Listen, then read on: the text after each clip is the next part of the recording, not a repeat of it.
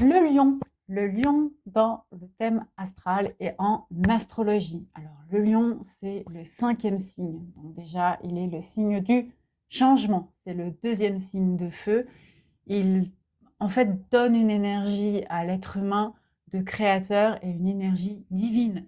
Il ne vole pas le feu comme le bélier qui vole le feu à l'image de Prométhée. Non, le lion, il détient le feu et il détient le feu solaire, l'étoile qui brille et qui envoie 99% de l'énergie sur Terre. C'est ça, l'énergie du lion. Le lion en astrologie, on le considère comme un signe solaire, communicant au sens charismatique, il a de l'énergie à revendre, il donne envie, il est ce soleil qui brille dans une salle et qui attire automatiquement l'attention autour de lui. Parce qu'en fait, il a besoin de briller, le lion. Le lion, il a besoin d'être au centre. C'est l'enfant qui veut être au centre de l'attention de ses parents. Il a besoin d'amour, le lion, il a besoin d'amour, il a besoin d'amour, il a besoin d'amour. Il est assoiffé d'amour, il aime sa lionne, il aime sa jungle, il aime le monde, il aime aussi l'antilope qu'il mange. Bref, le lion est un signe qui est fidèle, contrairement à ce qu'on pourrait croire, parce qu'on pourrait se dire « Ah, il est tellement charismatique, il aime tellement être au centre de l'attention que c'est en fait, il veut draguer tout le monde. » Non, c'est un signe qui est fidèle, il est fidèle à lui-même, il est fidèle aux autres, il est fidèle en amour. C'est un signe, par contre, pour rester fidèle, il a besoin d'être à sa place, il a besoin d'être au centre, il a besoin de se sentir accepté dans ce côté justement rayonnement et un petit peu dominateur. Mais ce n'est pas un dominateur écrasant ou manipulateur. Il peut avoir un petit peu cette tendance, mais c'est seulement si on le frustre et si justement on l'empêche de respecter certains de ses besoins. Le lion est un signe assez simple en termes de besoins par rapport à d'autres signes. C'est un feu, il a besoin de brûler, donc il a besoin de consommer son énergie, il a besoin qu'on comprenne comment elle consomme son énergie. Donc il a besoin de bouger, mais il a aussi besoin de manger, de dormir. En ça, il a un côté très terrien qui le rend très ancré sur Terre par rapport à d'autres signes, surtout aériens, ou les signes hauts, qui sont les catégories de signes un petit peu plus désincarnées dans le zodiaque. Le lion, lui, il est bien incarné. C'est juste que son incarnation a besoin de rayonner, porter, allumer des lumières. Il a besoin de montrer sa force. En tarot, alors pour moi, il y a plusieurs arcanes du tarot qui sont associés au lion. Alors on pourrait bien sûr dire que c'est l'arcane 5 par mélange ou correspondance numérologique. C'est vrai et c'est pas vrai. C'est vrai parce qu'en fait, il a ce côté quand même pape, qui connaît des choses. Un lion peut avoir beaucoup de mémoire, se souvenir de beaucoup de choses. Il peut avoir cette capacité de feu à analyser bien ce qui se passe autour de lui, à être clairvoyant, parce qu'en fait, ça va lui permettre, là encore, de briller en société. Ce n'est pas le plus grand historien ou mémorien du zodiaque, mais voilà, il peut avoir cette capacité-là assez forte, ça va dépendre là encore de ses autres placements. Il va avoir aussi une grande capacité dans cette idée d'être au milieu des autres et au milieu de ce feu qu'il porte, à porter l'énergie du changement. Donc, la côté, il va être visionnaire, il va montrer aux autres ce qu'il sait faire et il va montrer aux autres qu'il peut amener les autres là où lui veut aller. Donc, il a un côté leader, visionnaire, mais c'est pareil, il a un leader charismatique assez naturel, mais c'est pas un entrepreneur. Voilà, si on serait dans une entreprise, ça pourrait être la différence entre le fondateur de l'entreprise, l'entrepreneur, le créateur de l'entreprise qui serait plus le Capricorne, et le Lion qui va avoir le côté plus visionnaire, leader, qui va accompagner le management de l'entreprise par son rayonnement et par la vision qu'il partage. C'est sûr que le Lion, pour lui, c'est important d'être en cohérence avec les valeurs avec lesquelles il vit, avec lesquelles il s'ancre, avec lesquelles il fait des choix. Parce que sinon, il va se sentir là aussi pas à sa place. Et ce qui peut l'amener à, voilà, dans les défauts du lion, à être un petit peu égocentrique, un petit peu tourné vers lui, un petit peu égoïste. Alors pareil, il n'est pas le seul à être égoïste dans le zodiaque, il y en a d'autres qui ont la palme de l'égoïsme, c'est-à-dire à se regarder.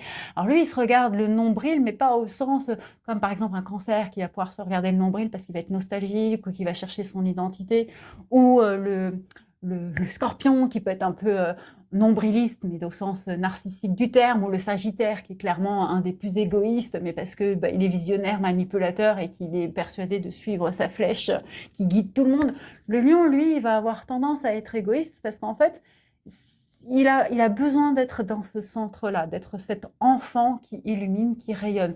Je parlais du tarot avec cette énergie du pape, qui est donc une énergie qu'il va avoir, parce qu'en fait, il va avoir cette capacité quand même à avoir le côté charismatique et sage du pape, mais il va être aussi l'arcane du soleil, donc qui est souvent représenté par un enfant qui voilà, est sur un cheval et qui va en fait porter le soleil avec lui.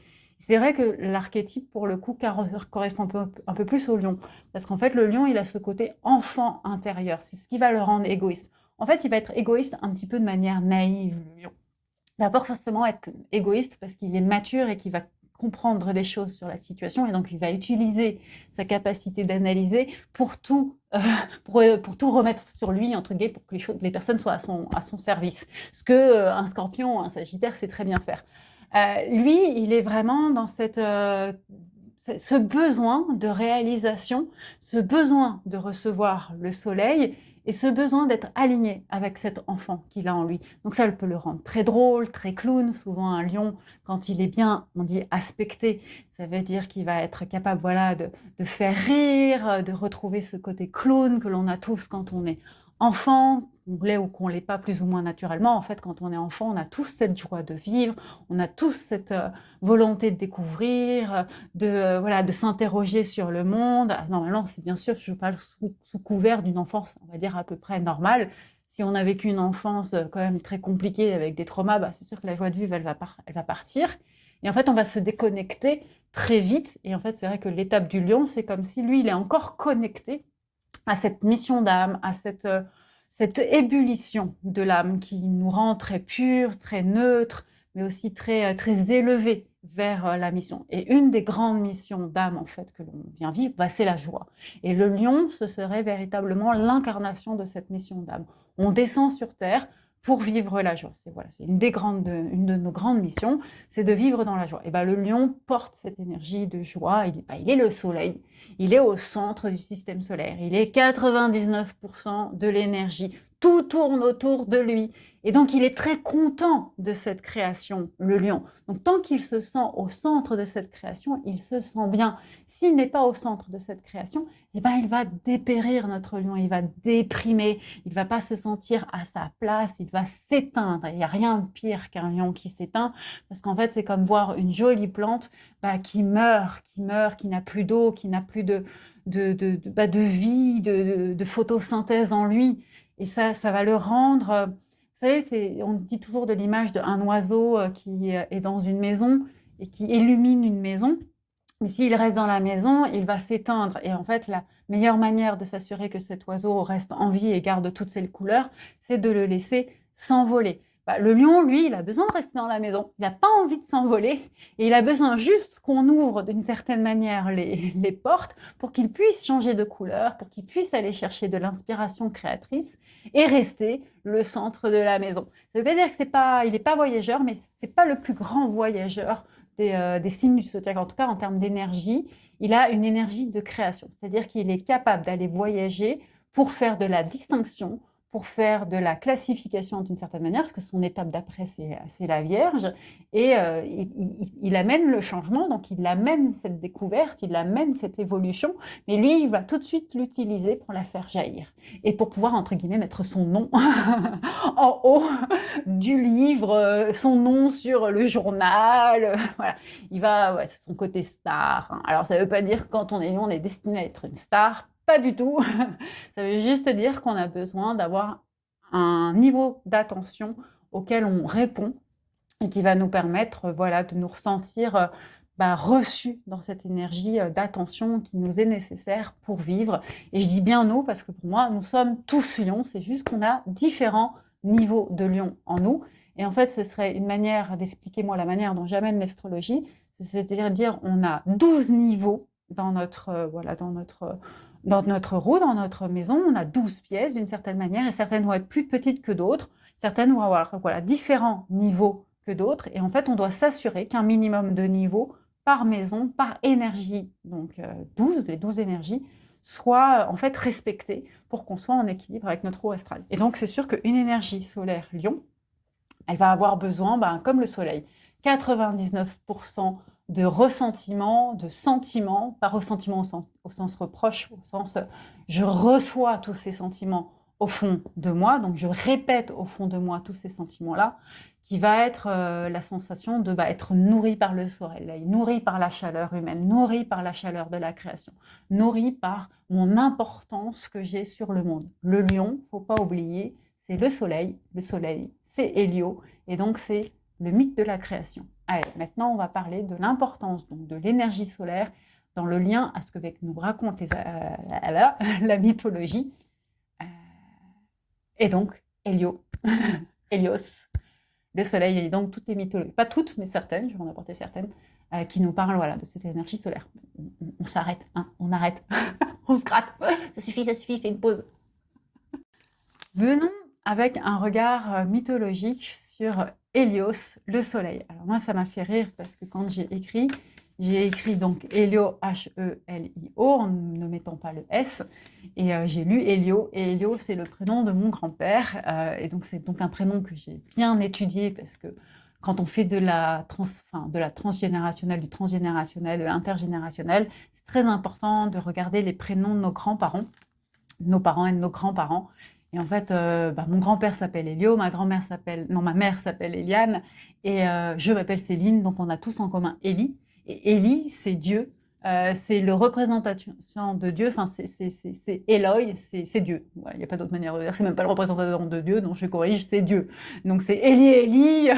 Alors, je l'ai pas noté. Alukta Sabachthani, zut, je pensais l'avoir noté. Voilà, ça c'est pour mon côté vierge qui s'en prend une bonne dans la tête. Élie, Tata Sabachthani.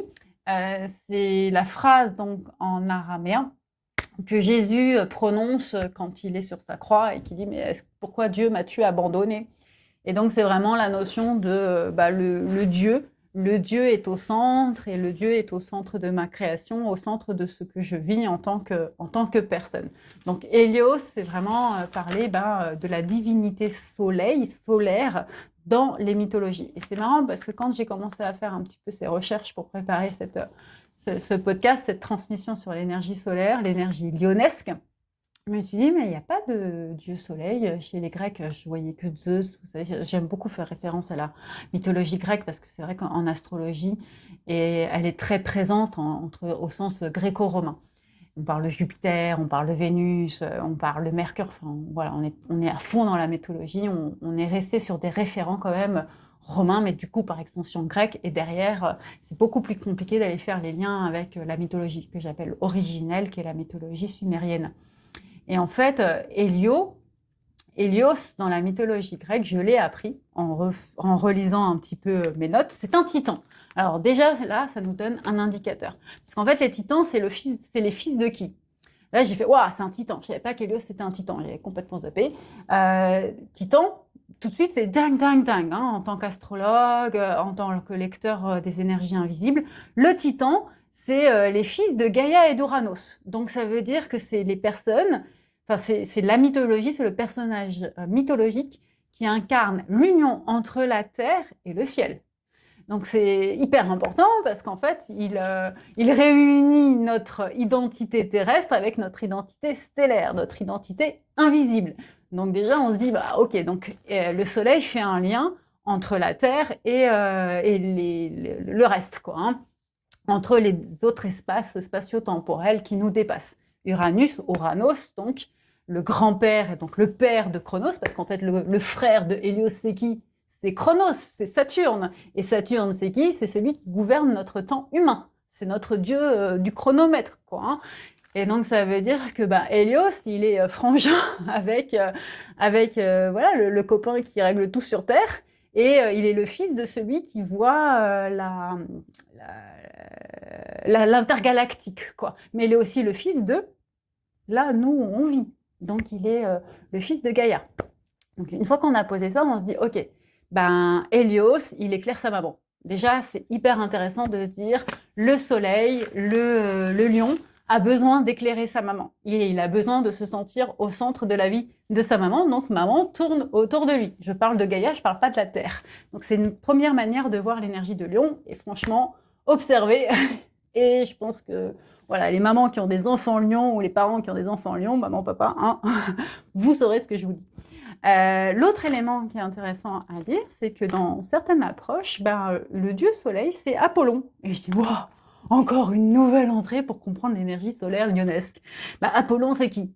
Il a un jumeau pour moi, pour le premier réflexe. Son jumeau, quoi. Encore un débile là qui nous saoule avec le jumeau, l'expérience de l'ombre, j'en ai ras-le-bol du jumeau. Ça va être sympa quand je vais faire l'énergie du jumeau, l'énergie gémellaire. Je sens que je vais m'éclater. Mais j'aime le jumeau, ça se sent. J'aime le Gémeaux. On sent que c'est un axe de travail très fort chez moi. Point de vie. Bref. Il a donc une jumelle qui s'appelle Artémis. Voilà, tout va bien. Diane, quoi. Salut. Donc, déjà, le soleil a un jumeau. Il est où le soleil dans l'astrologie? Enfin, le jumeau du soleil, il est où? Il est caché où? C'est quoi mais est-ce que ce serait pas genre l'ensemble de la galaxie qui nous paraît noire et qu'on connaît pas?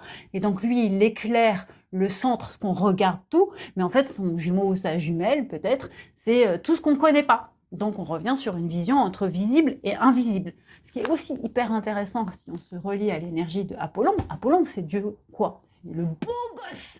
Le beau gosse du zodiaque, quoi. Enfin, de la mythologie. C'est le mec qu'on voit et on fait que ça brille, de la salive, boum, je tombe parce que il m'a fait retourner ma tête, cet homme. Bref, c'est la beauté, c'est l'art. Donc ça veut dire que le soleil est sensible à tout ce qui est création artistique. Et en général, les lions, ils ont un côté artiste, pas au sens, j'aurais envie de dire une balance ou un verseau, parce qu'ils ont ce côté aérien inspiré, mais ils vont quand même avoir un certain sens du beau, un certain sens de l'accomplissement, de réaliser une forme d'art. Donc ils peuvent aussi, par exemple, réaliser leur art alors en étant la star, le chanteur, mais aussi en étant un sportif. Ça va être hyper intéressant de voir ce lien avec l'art dans l'énergie solaire, l'énergie créative. En fait, on va dire que sur le lien de la création, de l'art, par rapport à la balance, le lion, il va être un petit peu l'inspiré. Il va être l'inspiré, et c'est en ça qu'il est intéressant, parce qu'il est l'inspiré, il va avoir ces fusions inspiratrices, mais qui vont être beaucoup plus canalisées par son alter ego, le Verseau, avec qui il est en axe, et qu'il va rendre justement assez terrienne, assez concrète, quoi. Il serait la pièce d'or que le Verseau a vue et a commencé à forger avec de l'or voilà.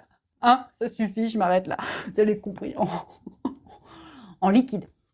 Donc il va la rendre concrète, et bien sûr en pièces d'or, parce que le lion, ça nous parle aussi d'une certaine manière de l'abondance, et c'est là où il va être en lien et va préparer l'énergie du Sagittaire.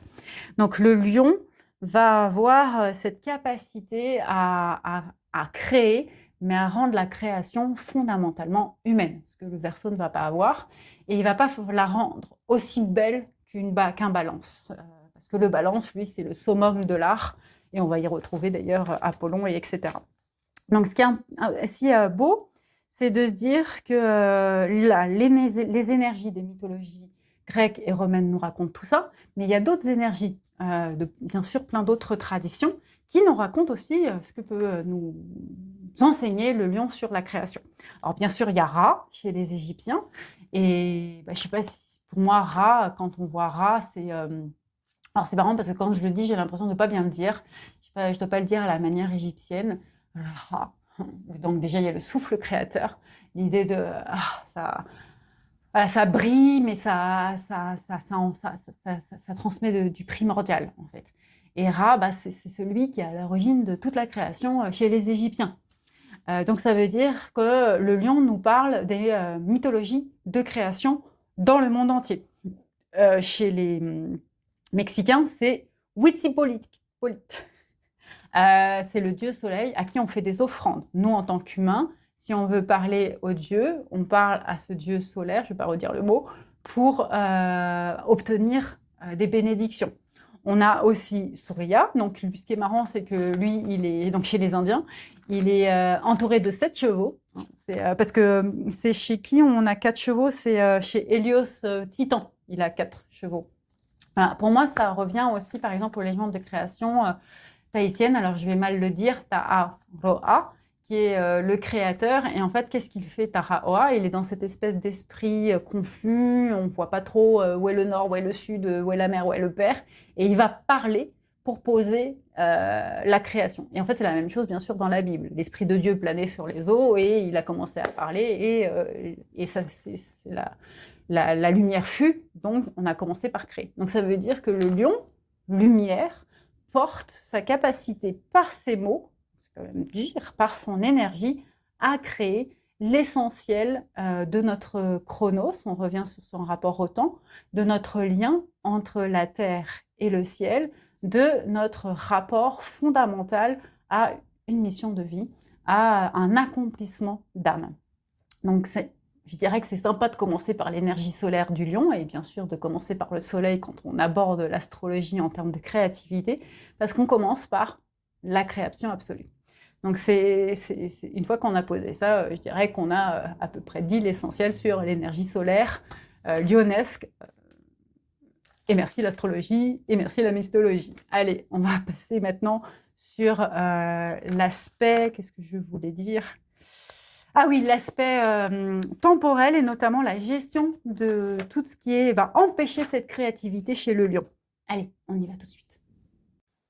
Allez, parlons maintenant des aspects, on va dire, ombres, bloquants de l'identité solaire lionesque. Donc, qu'est-ce qu'un lion, dans son énergie, va ressentir qui va le bloquer et donc, du coup, va lui empêcher de ressentir son énergie de créateur, de création, de capacité à relier donc le temps humain, le temps stellaire, le temps de la Terre, le temps de Gaïa.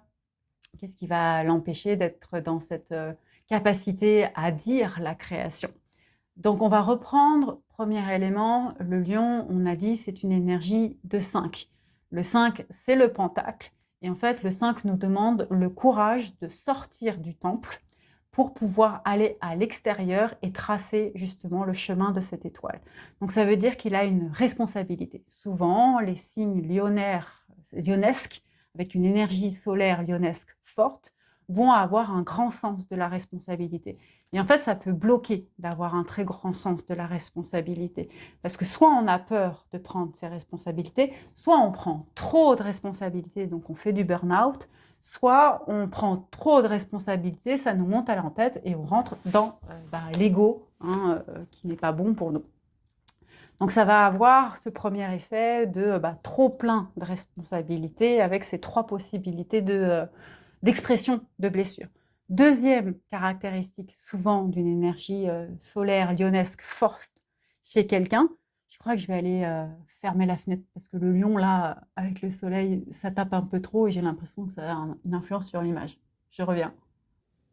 Ouais, je crois que c'est mieux quand même. Donc deuxième aspect bloquant que peut générer une énergie solaire lionesque, c'est très important la formulation, hein. Parce que énergie solaire, ça veut dire ma capacité à capter le soleil, mais on a tous une énergie solaire dans les 12 maisons du zodiaque, donc dans les 12 signes, on a tous un soleil dans notre maison. C'est juste que là, elle est lionesque, donc elle est renforcée. C'est comme si on avait un double soleil en nous. Et on va avoir donc cette énergie très forte du soleil en nous. Donc ça va devenir une énergie lionesque, je devrais peut-être même presque dire que lionesque. Ça va être sympa pour les signes dont je n'ai pas encore pensé l'adjectif. Ça va être créatif. Deuxième aspect, en fait, bloquant du lion, on a parlé de cet aspect enfant intérieur qu'un lion porte plus que les autres. Le cancer, c'est l'enfant incarné. C'est l'enfant qui vit par rapport à sa famille. Puisque le cancer précède le lion, lui, va encore exulter cet aspect. Et donc, il va nous parler de l'enfant intérieur. Donc, l'enfant intérieur, c'est à la fois qui on est en tant qu'enfant, ce qu'on vit vraiment de manière incarnée, mais c'est aussi notre double invisible, et donc c'est notre enfant d'âme, ce qu'on vient réaliser quand on vient sur Terre, cette mission d'âme que l'on porte en nous, et qui va rester à l'intérieur de nous, en particulier sur la zone du chakra solaire, donc le troisième chakra. Et le lion est un révélateur, un agitateur en fait de cette énergie scolaire. C'est oui, solaire, on est d'accord. Le lapsus me ferait... Si vous avez une idée de ce lapsus, s'il vous plaît, écrivez-le en commentaire. L'enfant intérieur, ça veut dire qu'on peut avoir eu un enfant qui a vécu des traumas et des blessures. Donc, ce qui va être important, ça va être de comprendre effectivement d'où viennent ces traumas et ces blessures qui marquent cet enfant intérieur. Donc, bien sûr, il y a les blessures de l'enfant qu'il a pu vivre pendant son enfance, donc surtout avant ses 5 ans. Ça va vraiment tout ce qui se passe avant les 5 ans pour le lion, pour cette énergie solaire lyonnesque, c'est très important d'aller regarder, d'aller comprendre ce qu'il y a eu comme impact. Mais on va aussi aller regarder dans le karma. Le cancer, le scorpion aussi, nous aide à aller regarder dans le karma. J'entends le Saturne. Le Saturne, le Capricorne. C'est ça. Le Verseau, enfin bon, il y en a plusieurs qui nous aident avec le karma, mais surtout, on va dire là pour le coup, avec un côté très très astrologue, le Saturne. Donc c'est aussi intéressant de regarder où est le placement Saturne pour voir son interaction justement avec le Soleil, puisqu'on se rappelle qu'ils sont frangins, Chronos et Hélios. Et on va aller regarder aussi ce qui se passe au niveau de la famille, donc le Cancer, la Lune, la Mer, pour aller voir ce qui aurait eu comme impact au niveau quotient émotionnel, notamment au moment de la naissance. Alors j'ai sorti une vidéo qui parle justement des enjeux de la naissance au niveau astrologique, énergétique, mémoire de corps, donc je vous invite à aller l'écouter si vous ne l'avez pas écouté.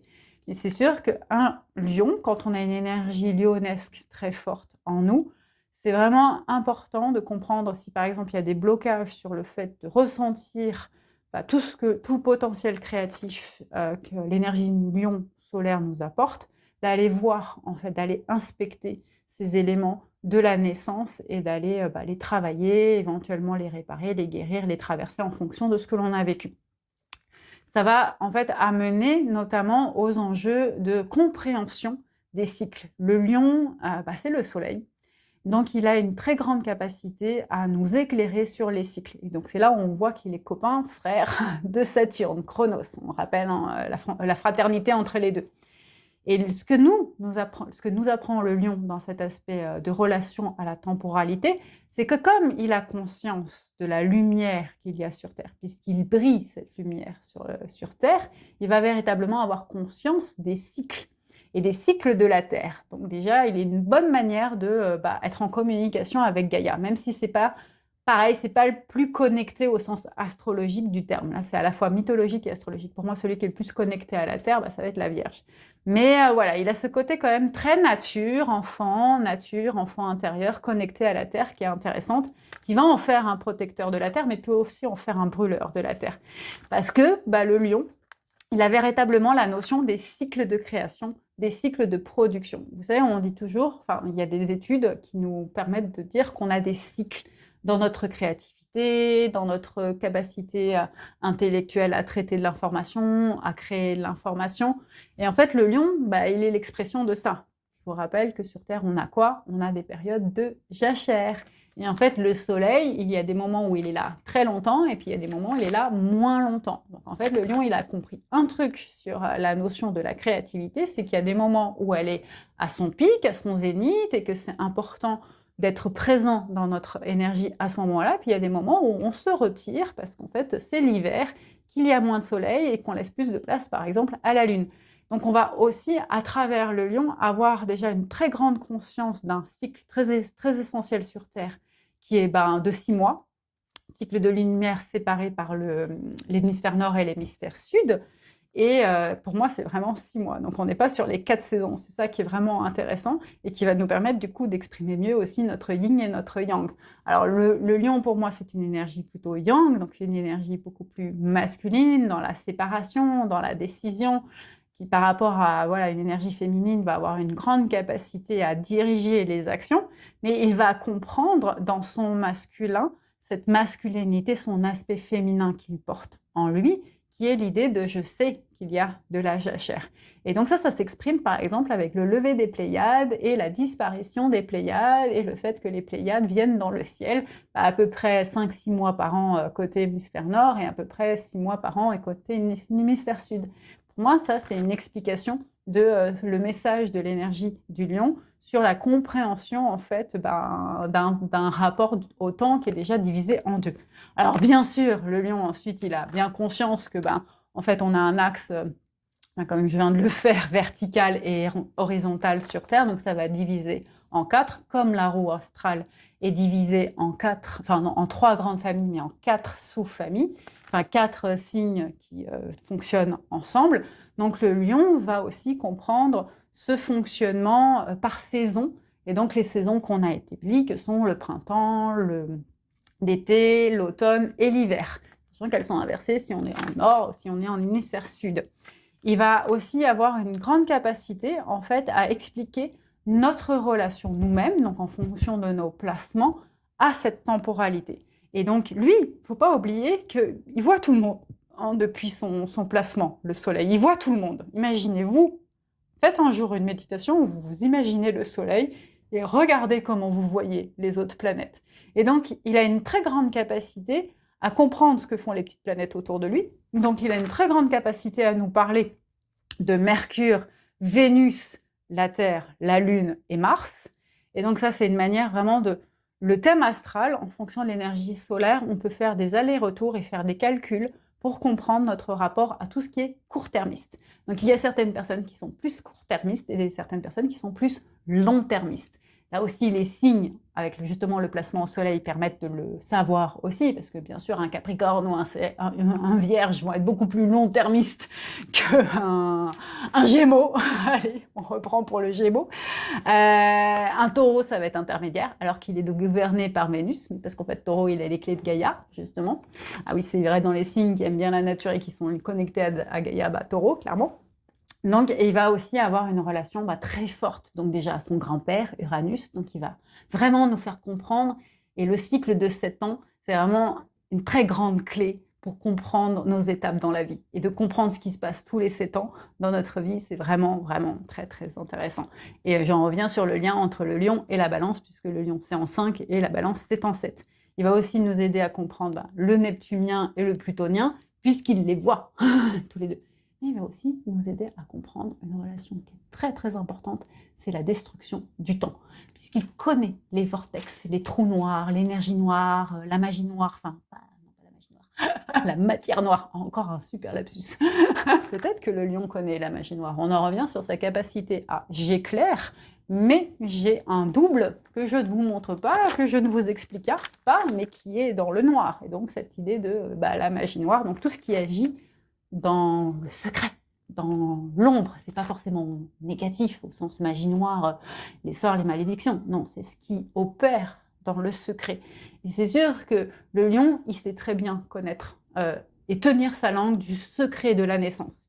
Pas forcément celui qui garde le mieux les secrets de l'astrologie, loin de là, mais par contre, il connaît très bien les secrets de la naissance et les secrets de l'inspiration et de la créativité. Et il a cette espèce de flair qui sait quand une énergie créative peut avoir besoin de naître ou au contraire d'être détruite. Et ça, pareil, de pouvoir analyser son thème astral et comprendre cette énergie solaire, lunaire, lionesque, j'adore mes lapsus, tout va bien, ça va nous permettre de savoir qu'est-ce qu'on vient créer et pourquoi, enfin peut-être pas pourquoi on vient de le créer, mais qu'est-ce qu'on vient de créer sur Terre. Allez, dernière partie de cette vidéo, l'énergie créatrice du lion. Cette vidéo est terminée, je pense qu'il y a eu beaucoup d'informations, donc j'ai entendu un YouTuber récemment dire je suis dans la générosité, d'ailleurs le lion est un signe souvent très généreux. Et qui dit générosité bien ordonnée commence par soi-même. Je ne sais pas ce que ça veut dire, là, j'entends ça. Je vais me remercier. Bon, d'accord, merci beaucoup, merci la lionne en moi. Ça lui fait du bien à la lionne qu'on lui dise merci, très bien, merci, ça c'est check. Je suis enregistrée, vous êtes au courant. Non, s'il vous plaît, allez, soyons sérieux, ou pas. Si cette vidéo vous a plu, si elle vous a inspiré, si vous sentez qu'il y a quelque chose de différent et qu'elle a besoin d'être diffusée, ou juste pour aider ma petite cause de lion lionne en quête d'attention. Allez, ça c'est check aussi. Non, sérieusement, j'arrive pas à être sérieuse. Le lion, pourtant, peut être très sérieux. Waouh! Sur ce, donc merci beaucoup d'être encore là. Si vous êtes encore là, je vais faire de ce moment une tradition. Je vous aime, je vous remercie d'être là. S'il vous plaît, partagez, commentez, likez, aimez, soyez fans, soyez fans, soyez fans. Mais surtout, sachez combien je vous aime et combien je vous remercie de m'avoir écouté jusqu'à la fin. J'espère surtout que cette énergie va vous faire du bien à votre lion et que vous allez pouvoir rugir de plaisir. Sur ce,